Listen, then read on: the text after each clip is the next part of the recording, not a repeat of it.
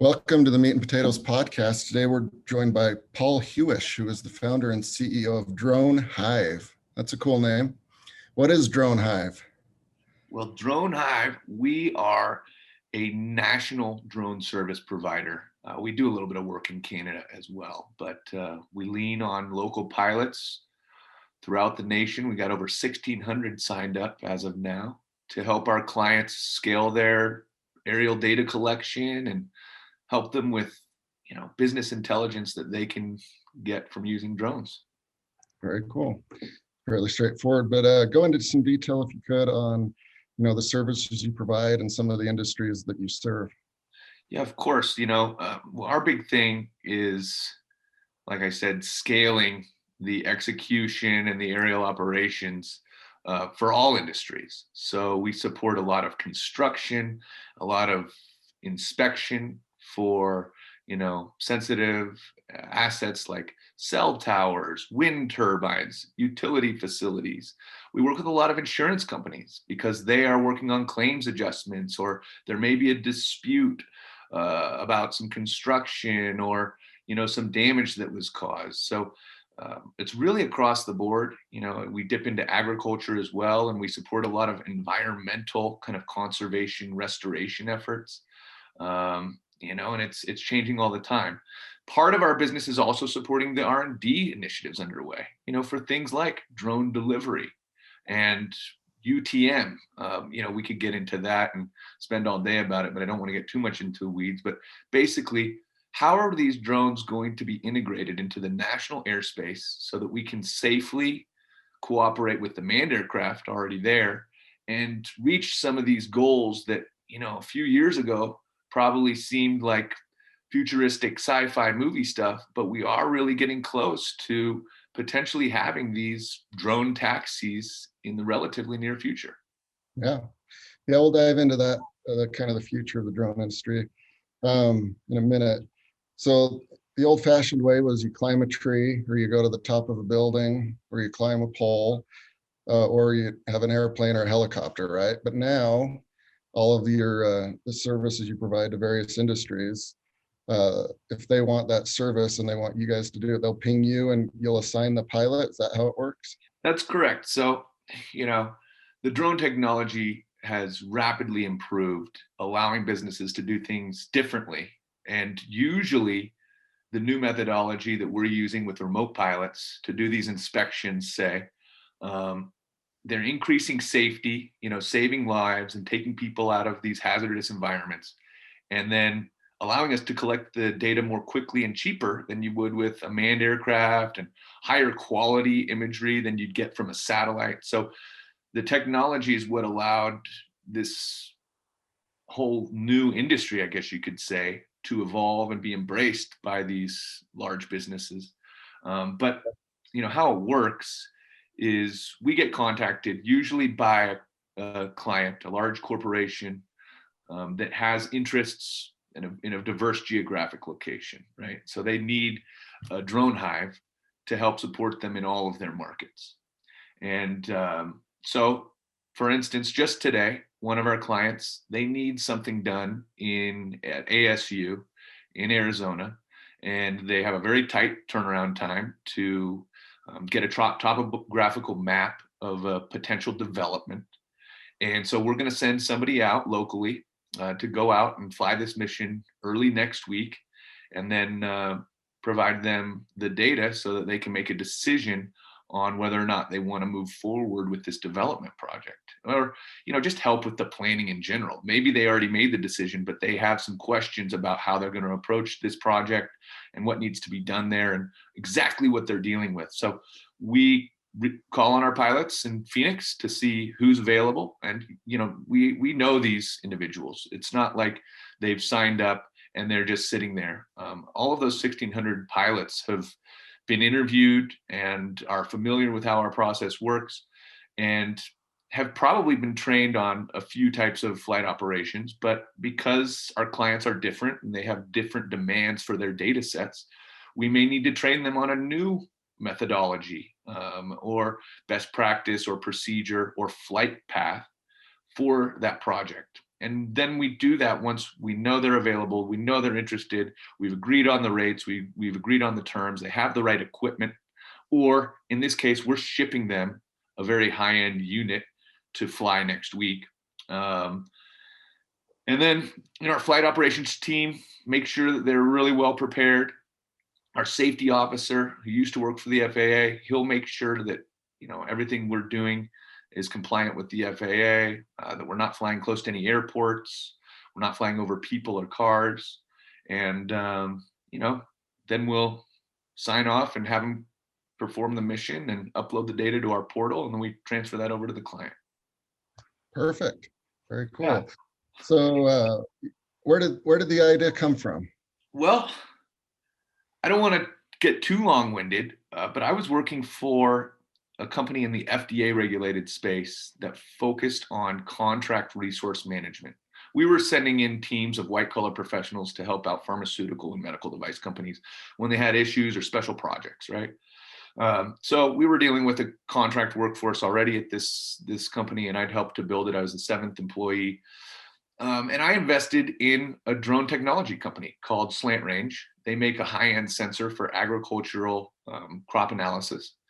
And in one of their early investor reports, they mentioned one of their challenges that they would like the investors to help with was access to drone pilots. And I kind of scratched my head and didn't really understand what that meant at the time. So I started looking into it, and sure enough, opportunity presented itself. I realized that nobody was really focusing on how or the best approach to manage this contract workforce of remote pilots, which was absolutely critical to the growth of the industry, because we need it to be safe and compliant and have certified professional pilots who are operating these things to make sure that the industry can grow. So as I look further into it, it really did seem like a opportunity that aligned well with my background, experience, and interests. And so later that year, I approached my boss and CEO and asked him what he thought, and kind of was poking the bear a bit. And he knew that I was ready to do something new. I'd been working for him for almost 10 years. We were still great friends. And he encouraged me to go out on my own and start Drone Hive, and bought me out of the company, and that became our seed money for Drone Hive all the way back in 2016. Awesome. Nice lineup there, and classic entrepreneur. You saw a problem, and there wasn't a fit there, so you created the fit. Yeah, I mean, it took some time, right? And I'm not a pilot, I'm not an aviation professional, and I didn't know much about the FAA, but I knew about managing a contract workforce in a heavily regulated environment. And we basically took a very similar business model from what I knew from Validant, was the name of that company. And here we are 5 years later. It wasn't without its challenges and its up and downs, and delays from the FAA with the regulatory developments. But here we are, and 2021 looks like it's going to be an awesome year for our industry at large. Very good. Cool. So with all of those pilots, 1,600 that you mentioned, are they all licensed in certain areas? Are they all like vetted by you guys? What do they have to do to work for you? So they are all certified. They have what's called a Part 107 certificate from the FAA. They've taken a test to show their understanding of safety, national airspace, all of these things. And they need to renew that every 2 years. And we can look them up in the FAA database very easily by their number and confirm that it's current and they're cleared to fly. In addition to that, we require that they carry some aviation liability insurance. There are some companies that offer this on demand through an app. You can get it by the hour, you can get it by the day, you can get an annual coverage. And in order to be covered under our insurance, which is much more robust, we carry $10 million so that we can operate, industrial facilities and heavy construction sites. In order for them to be covered under our much more robust policy, they need to have some skin in the game, and our insurance provider underwriter requires that they also carry 1 million, which wouldn't be enough to operate on many of our clients' sites. They would require a higher level of insurance. And so those are the two real requirements that we need out of our pilots. And, things are going towards automation. So we're moving away from the pilots actually flying the drones themselves as you would like a video game, right? And what most people kind of envision when you've got the controller and what they call on the sticks. Yeah. Much more of what we're doing now is automated through flight planning software, where we pre-plan the flight.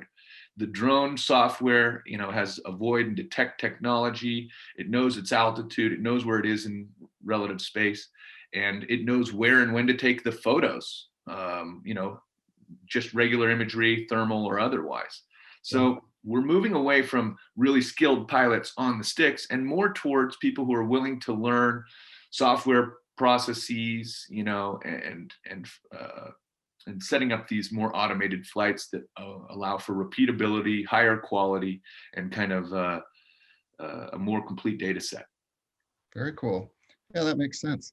So these aren't drones that you can go buy at a Walmart. I don't know if they sell drones. These sound like they're really Yeah, impressive. the off-the-shelf drones, by and large, these Chinese drones, unfortunately, there is a push to get away from them, and there are some very interesting companies that are developing these drones, even here in Salt Lake, like Teal. But for the time being, the Chinese drones are just very cheap, right? So that Phantom 4 Pro that you may see at the Apple Store, or when the Apple stores were open, but you can buy, or the Mavic 2 Pro that you can probably buy at Best Buy, those will support a large majority of the work that we're doing today. They have a 20 megapixel sensor. They're compatible with all of these apps and the software that I was just mentioning. However, there are more demanding, higher end jobs that those are not suitable for. High resolution thermal scanning, which is something that we've been doing more and more of, and LiDAR, which is vegetation penetrating. Those are very expensive systems. And then there's a new type called RTK, real time kinetic. It's a souped up GPS, you could think of it as. And that allows for very accurate measurements for, topographical or point clouds of, a building or an asset of some sort, so that we're making a really accurate 3D digital twin that can be referenced, further down the road if there's damage to these things, or they can use it to actually inspect for current damage to make sure that, the equipment is operating efficiently and doesn't need any repair. Yeah. Wow, it's quite the world you're living in. Yeah, it's interesting. It's very interesting. My day-to-day is so cool because I'll be talking about, solar developments and conservation easements and wind turbine inspection all on the same day. So it's always very variable and keeps things interesting. Yeah. So how do you acquire new clients? Every business has their funnels and their strategies. What have you guys found to be successful to grow the business? In 2020, we were really lucky because we had a lot of incoming jobs, a lot of referral-based business. Our brand was being recognized and appreciated, and our SEO is good. Our search engine optimization, just by being around for 5 years. Yeah. So people can find us, and that is always a nice thing, and really started to happen more than ever in 2020. But traditionally, and what we're doing now is just direct outreach campaigns, and not email blasts. We learned that doesn't work, a few years ago. We need to find the companies that we think are in need of our services, similar to our existing clients, and need a data collection partner, and maybe haven't tested drones or haven't at least scaled them. Yeah. And probably don't want to have their own aviation department, which is what you really need to set up if you want to have your own unmanned operation in-house. And we tell them what we do and say, we're here, turnkey solution. We want to be your partners. We want to help you grow. We want your business to be more successful. And that direct outreach to finding who at that company would be in the decision-making seat, through a LinkedIn search or through networking and asking people who may know this company, and sending a direct email and just asking for a call. Hey, can we just have a 15 to 20-minute chat? I'll tell you about what we do. Even if you don't need it now, it's good to know who we are in case you ever do need us. Sure. And we see a much higher conversion rate on that. And it's just a really direct, genuine approach, hopefully towards people who do actually need this type of support for their business. Yeah. So you have a couple of cool and fun things as well in your life. You were a wilderness first responder, right? Yeah, so I am not doing it now. I got a 1-year-old and a 3-year-old and a 5-year-old business. So, my spare time for volunteer work has dwindled. But previously I was for Marine Search and Rescue, just a cadet. A lot of fun, good way to meet new people in the community and really help out. That aligns with my passion of being outside and being outdoors and helping people. Yeah. But a lot of application for drones in search and rescue, right? That's right. Public service is really embracing drone technology. Helping to find people is the easy way. With a thermal sensor, you can fly the drone and find somebody so much easier than you would tromping through the woods.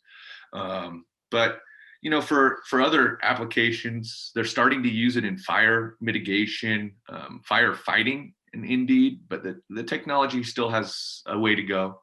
But certainly, the public service and first responding community is really embracing the technology, and it's been cool to see both sides of that. You might not have the answer to this one, but it's genuine curiosity from my part. So um, it could be a double-edged sword, right, with those drones that have thermal and help find people. But if you're a kind of a shyster or a poacher, you could also, use it to find game and Yeah, they are, and fishing too. They've banned it. Actually, the state of Montana put it into legislation. They've banned the use of drones for fishing.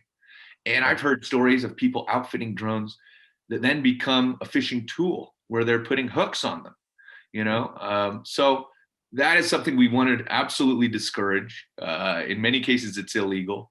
I know that even big fishing outfits, for tuna, for instance, with the Chinese, they're using the drones as scouts as well. Now, on the flip side, there is large efforts underway to equip the anti-poachers with drone technology. And actually, Larry Ellison had a company he was supporting and funding that was specifically focused on this long range endurance drones to help find and discourage poachers in Africa. So, the good guys are using them too, luckily, yeah, and hopefully we'll end up on top. yeah, yeah, that's critical because the animals don't have advocates and they can't. And then there's the fires in Australia killing 2 million animals or something. I don't even have the data or the figure, but there's a gentleman by the name of Lee Kelson there who's set up an incubator for fire tech and really trying to figure out how can we use drones so that this type of catastrophic event doesn't happen in the future. Yeah, yeah, the upside's definitely there, and as with all things with human nature, there's going to be a white hat and a black hat. But there's some money and some big names behind the effort to keep it equitable for everybody else.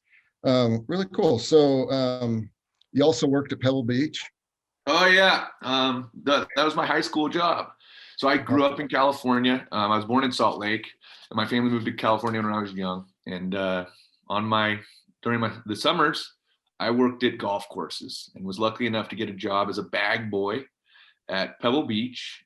Just helping people with their clubs, more or less, and really a fun job, but demanding clientele. Right, they're there for a lifetime golfing experience. So just like everything, you get the nice people, you get the grumpy people, but it was certainly a good customer service kind of first job.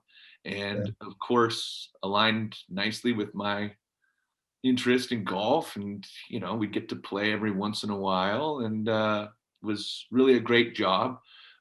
In so much that, unfortunately, I always wanted to come back from college and get back to do that because, the money was also fairly good with the tips and everything. And so, yeah, it was hard to balance the internship versus coming back to California to where I wanted to be on the West Coast. I went to school at Lehigh University, back in Eastern Pennsylvania. So it was a long way from home. And, Yeah, it was a great summer job. And I got to meet some pretty cool people too. Of yeah, course, there's a lot of powerful and, famous people playing golf at Pebble Beach. So that was fun also. yeah, heck of a job. And obviously, golf courses are, good clients of drone and drone service providers. I've seen, just some beautiful aerial footage of We, some uh, we courses. did, we did some work at Pebble Beach flying drones for video game development. Oh, cool. Interesting enough. Yeah. So we sent teams out for a few days to fly the entire course. And that went into a video game that needs to remain confidential, unfortunately. So much of what we do is confidential and sensitive, and we don't own the data, which is good for our business because it minimizes the risk. But, these large corporations like to keep things quiet. Yeah, absolutely. All right. So what are the plans for Drone Hive in 2021? What are your goals and objectives? We want to get more involved in supporting environmental activity. So land conservation, land restoration activity. There's a lot of benefits that can be had from those efforts by using aerial data Okay. and planning.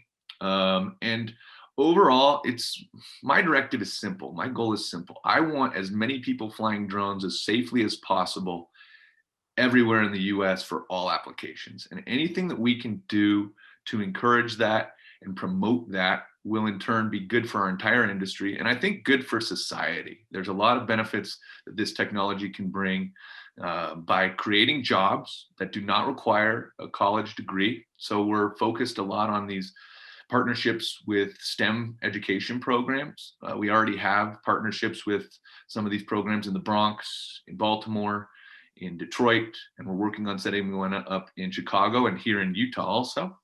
And just encouraging these individuals who might have the passion or the interest to get involved with the industry, that they can do so with a college degree. I mean, without a college degree, just straight out of high school. So we're promoting that, and just trying to grow the business and keep up with demand, and test new applications and further integrate drones into the national airspace with the support of the American public. Yeah. Well, it sounds like you're in a fun spot and you're enjoying it, and that's always good when you can be passionate about what you do daily. Well, so if folks are interested in joining the team or hiring you as a client, what's the best way? They can go to the contact us page on our website, which is www.dronehiveinc.com. And they can create a profile there, and one of our recruiters will reach out to have a conversation and walk them through the process and get to know them a little bit. We try to be very hands-on. We don't run this through an app like a Uber or a Lyft. We want to be in touch with our pilots and give them the support and encouragement and training that they need so they can be successful and develop their skills. So I hope that anybody listening who's got an interest will reach out to us there. They can also just send a note through the contact us page with any questions. And somebody, a real human, will get back to you in a relatively short amount of time.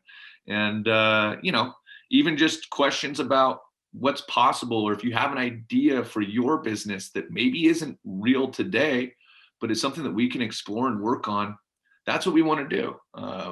People come to me with interesting concepts all the time, and we'll just give honest, truthful feedback about whether or not that's possible and what we can do to help make it a reality. All right. Very cool. Well, thank you so much, Paul, for taking the time to be No, on the. Garrett, it's my pleasure, man. I'm so happy to be part of the Utah business community and what's going on here with Silicon Slopes. And, not just for the drone industry, but I think 2021 is going to be huge for the Utah business community and Silicon Slopes as well. And we're just happy to be here along for the ride with you guys. So thanks so much for your interest in what we're doing and for the support for your networking group. And if there's anything at all we can ever do to help the community, please reach out to me directly, and I'll do whatever I can to help. Perfect. Cool. Thank you, Paul. Appreciate it. Thanks so much, Garrett. Have a great week, man. You too. See ya.